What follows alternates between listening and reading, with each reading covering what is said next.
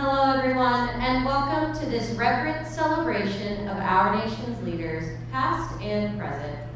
And now, the Walt Disney World Resort proudly presents the Hall of Presidents.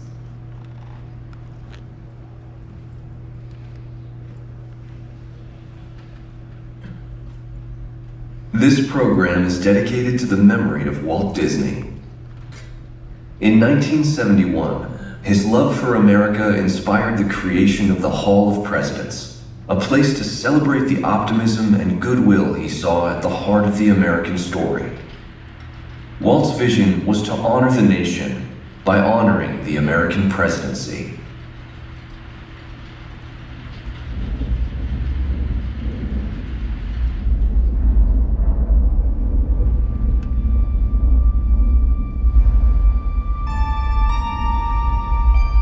It is 1783, and the smoke is clearing in the wake of the Revolutionary War. Over the course of 8 grinding years, General George Washington has led a force of shopkeepers, farmers, and Native American allies to victory over the greatest military power in the world. A new nation has been born, independent and free. The founders must form a national government. In 1787, through months of passionate debate, they create a written constitution. For the country's highest office, they imagine something new in the history of the world. A leader not born to power like a king or queen. A leader who has not seized power through conquest. A leader not separate from the people, but elected by the people, from among the people. We, the people. This is a new idea, an American idea. The idea of a president.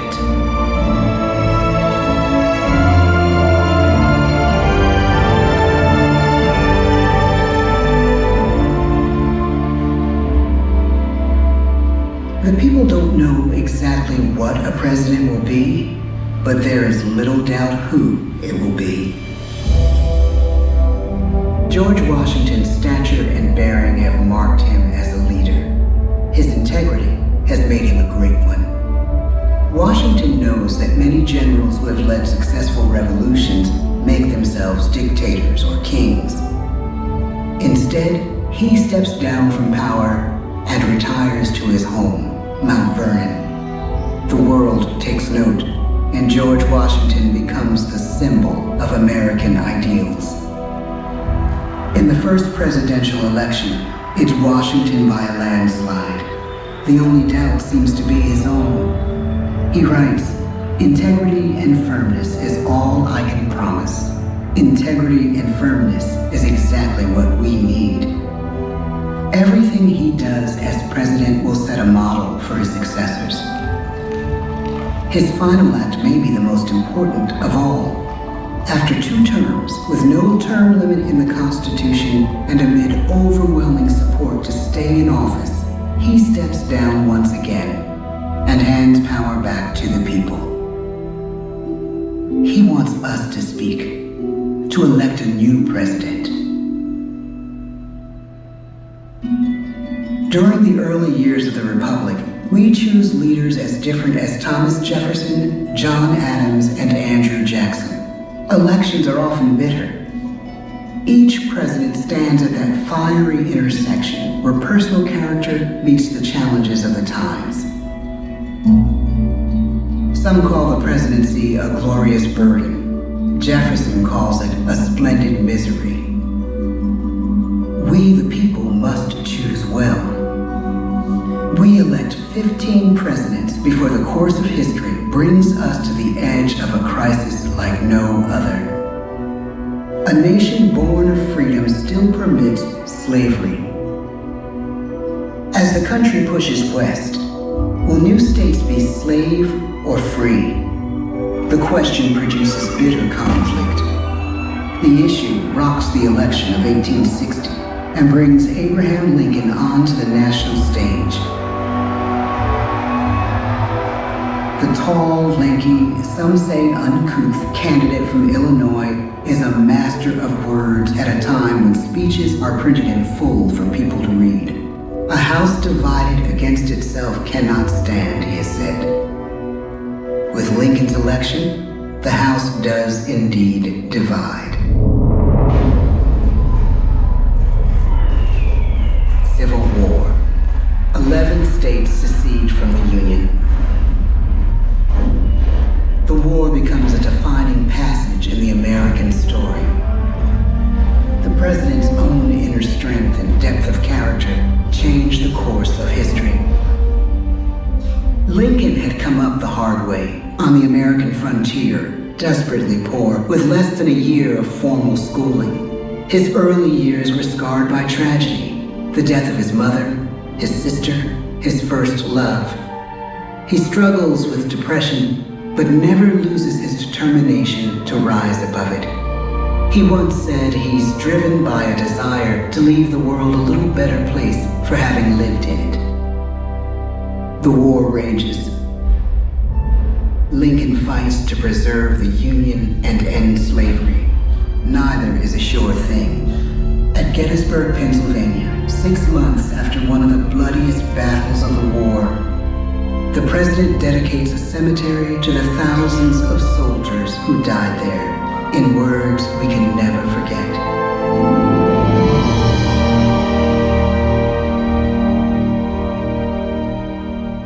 Fourscore and 7 years ago, our fathers brought forth on this continent a new nation, conceived in liberty and dedicated to the proposition that all men are created equal. Now we are engaged in a great civil war, testing whether that nation or any nation so conceived and so dedicated can long endure. We are met on a great battlefield of that war. We have come to dedicate a portion of that field as a final resting place for those who here gave their lives, that that nation might live. It is altogether fitting and proper that we should do this. But in a larger sense, we cannot dedicate, we cannot consecrate, we cannot hallow this ground. The brave men, living and dead, who struggled here, have consecrated it far above our poor power to add or detract. The world will little note, nor long remember what we say here, but it can never forget what they did here. It is for us, the living, rather, to be dedicated here to the unfinished work which they who fought here have thus far so nobly advanced. It is rather for us to be here dedicated to the great task remaining before us, that from these honored dead we take increased devotion to that cause for which they gave the last full measure of devotion. That we here highly resolve that these dead shall not have died in vain, that this nation, under God, shall have a new birth of freedom, and the government of the people, by the people, for the people, shall not perish from the earth. The blood of over 500,000 Americans is spilled in this Civil War. President Lincoln's enduring hope is to give true meaning to the sacrifices of so many, to lead us to that new birth of freedom. With the end of the war and the end of slavery, a new birth truly begins. As we roll toward the 20th century, settlers roll west on wagon wheels and railroads connect the nation coast to coast. Millions of immigrants pour in from Europe and Asia. Population doubles, our economy triples, our standing among nations rises. We need presidents who can lead both at home and abroad. At the same time, a young Theodore Roosevelt is retreating from New York politics and personal tragedy, the death of his wife and his mother on the same day in the same house. In the Badlands of North Dakota, he rethinks his life and the life of his country. He returns stronger in body and spirit. His renewed energy is just what his country needs.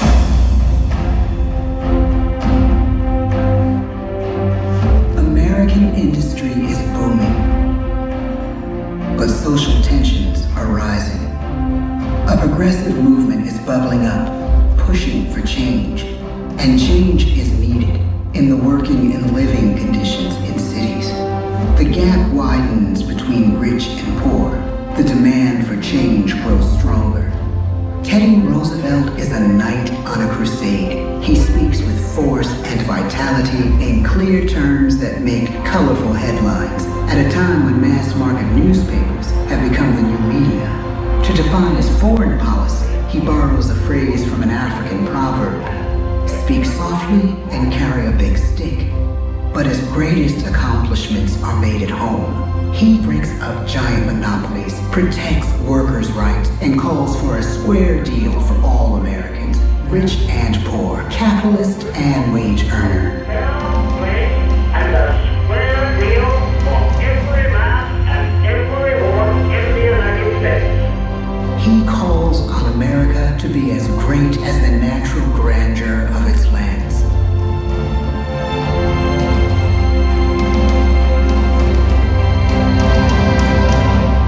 Keep your eyes eyes on the stars and your feet on the ground, he tells us. And we do.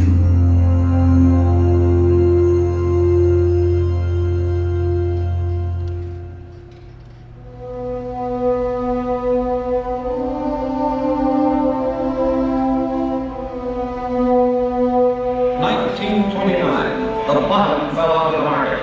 12 million unemployed.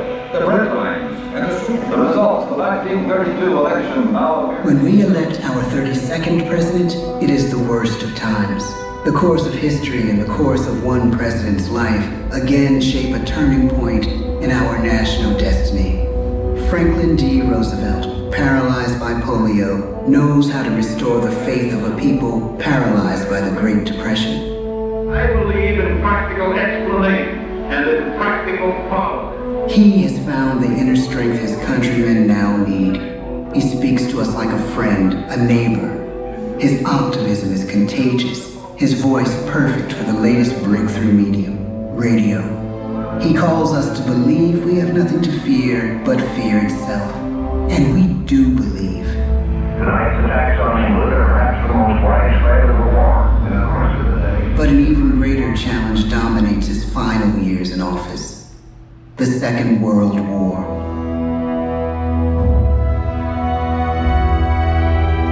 We must be the great arsenal of democracy. This is an emergency as serious as war itself. We stun the world with our production. When bombs fall on U.S. troops in Pearl Harbor, he calls us to fight on the war front and sacrifice on the home front.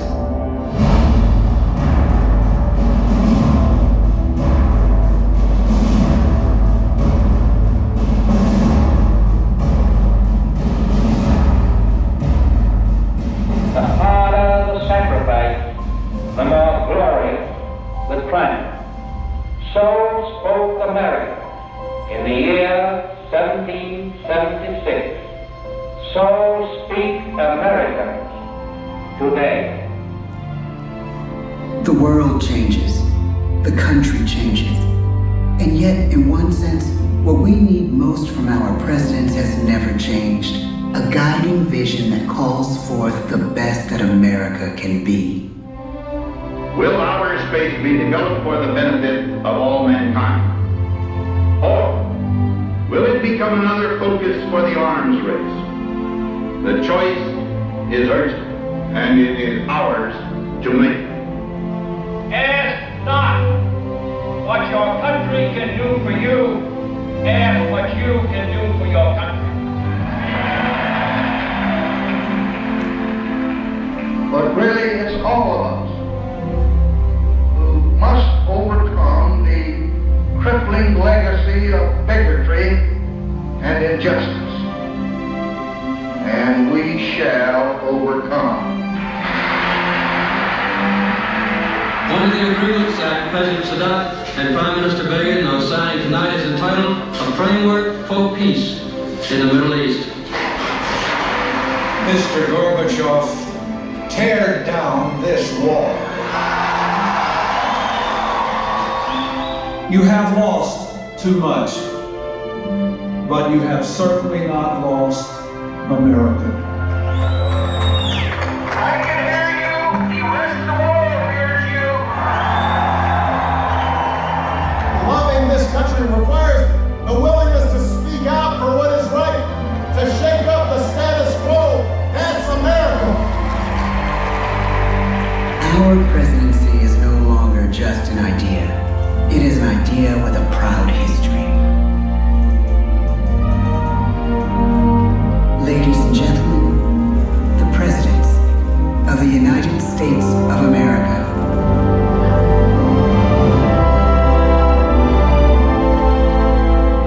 George Washington, John Adams, Thomas Jefferson, James Madison, James Monroe, John Quincy Adams, Andrew Jackson, Martin Van Buren, William Henry Harrison, John Tyler, James K. Polk, Zachary Taylor, Millard Fillmore, Franklin Pierce, James Buchanan, Abraham Lincoln, Andrew Johnson, Ulysses S. Grant, Rutherford B. Hayes, James A. Garfield, Chester A. Arthur, Grover Cleveland, Benjamin Harrison, William McKinley, Theodore Roosevelt, William Howard Taft, Woodrow Wilson, Warren G. Harding, Calvin Coolidge, Herbert Hoover, Franklin D. Roosevelt, Harry S. Truman, Dwight D. Eisenhower, John F. Kennedy, Lyndon B. Johnson, Richard M. Nixon, Gerald R. Ford, Jimmy Carter, Ronald Reagan, George Bush, Bill Clinton, George W. Bush, Barack Obama, Donald Trump,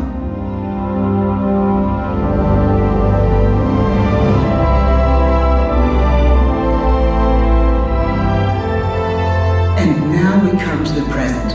Once again, we place our trust in the idea of a president, as we have from the beginning. My fellow citizens, no event could have filled me with greater anxieties than that notification on the 14th day of April, 1789, that you had selected me to lead our nation. But it was with the confidence of my fellow citizens that I took an oath. 35 simple words that have been repeated by every American president throughout history.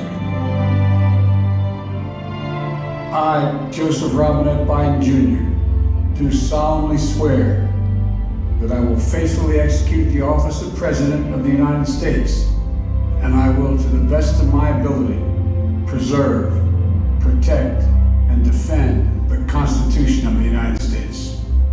So help me God. The presidency of the United States is a role unique in the world, an office entrusted to each president by us, we the people.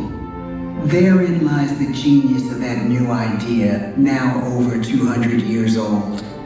A new idea our presidents have turned into a great American idea again and again.